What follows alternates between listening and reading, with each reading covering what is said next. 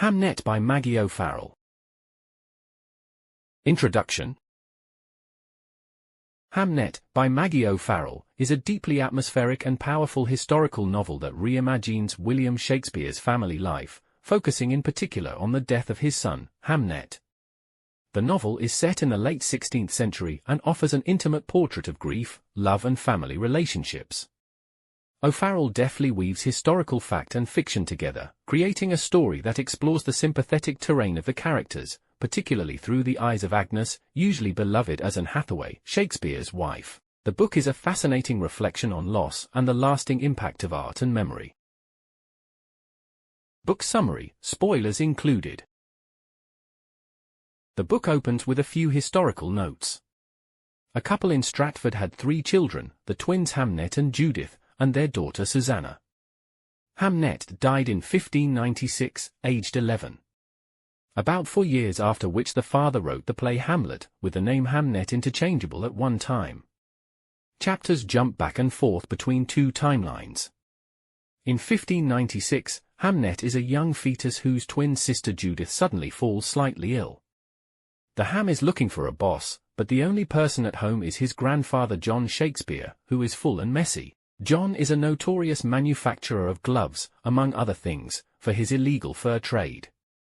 Hamnet's father, William Shakespeare, though never named in the book, is in London, as usual. Hamnet's mother, Agnes, is deceased. He lies down next to Judith and cries. In an earlier timeline, John Shakespeare owes a debt to a poor, sour farmer. John and the farmer's new wife Joan have a plan for son William to work to reduce the debt while covering Joan's sons. This makes the overseer, Will Shakespeare, Agnes' mother. Agnes and her brother Bartholomew were the children of the farmer and his first wife. Agnes has the unique ability to give divine information about people, as well as flink with plants. Agnes and William fall in love. In 1596 Agnes finally comes home and tries to cure Judith, and learns that she has the plague. The play appears, and she warns them that no one should tell the house before it happens. When all goes wrong, Eliza, William's sister, writes to her brother in London asking her to come home and tell him.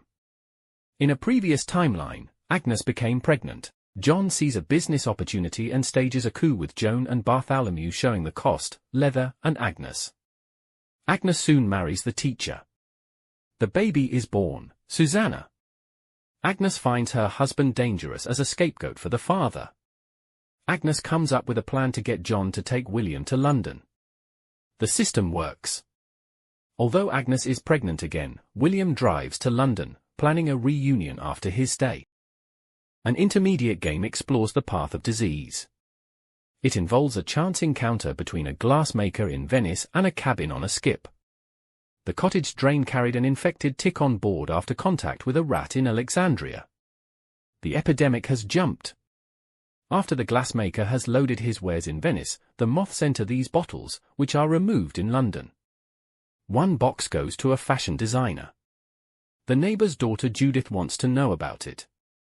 The dressmaker La Judith collects the sickly widow. In 1596 Hamnet sees his sister dying and wants to trick the dead into taking her instead. He crawls into bed next to her. Agnes is soon shocked to find Judith beautiful, but Hamnet barely breathes. He tries his best, but he dies. In the previous timeline, William sells a pair of gloves to actors at a theatre. Soon he was acting, and later writing plays, and no longer wearing gloves. In Stratford, Agnes is surprised to have twins, though she is worried because she always thought she would only have 2. Judith is another out, and younger than Hamnet. Agnes expects her journey to London to Judith to be difficult, but Judith continues to be weak and ill.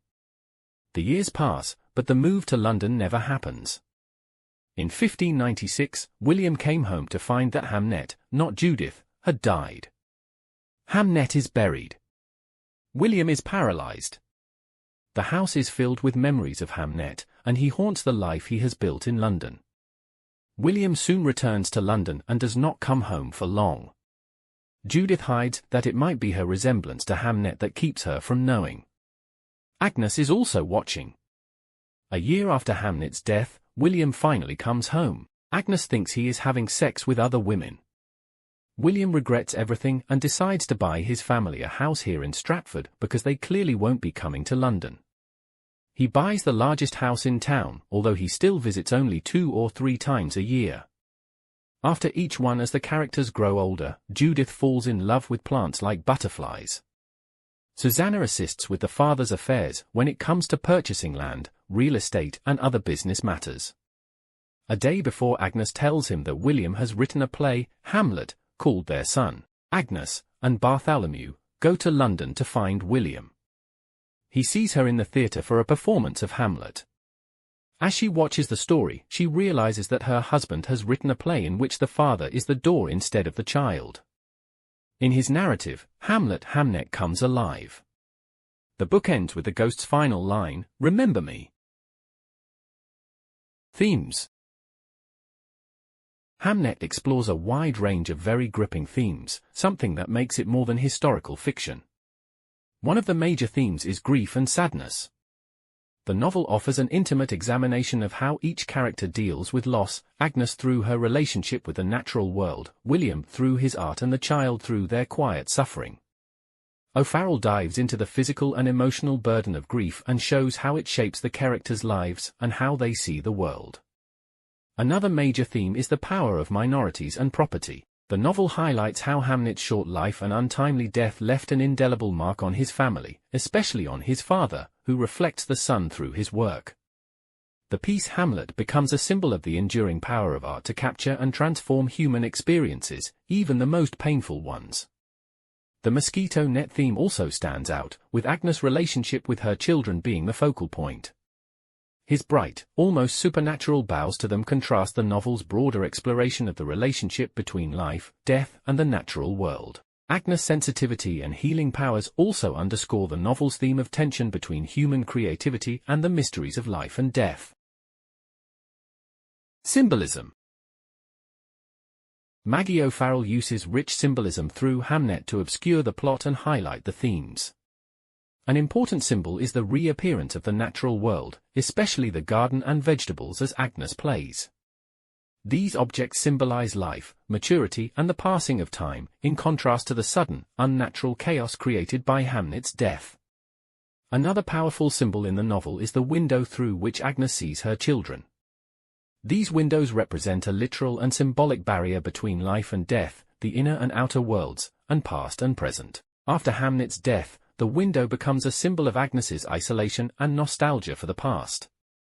The piece Hamlet itself is an intimate symbol in the novel, and represents the intersection between personal loss and artistic creation. It's an expression of William's grief and a tribute to his sunshine, and it shows how art can reflect the past and help individuals process their emotions.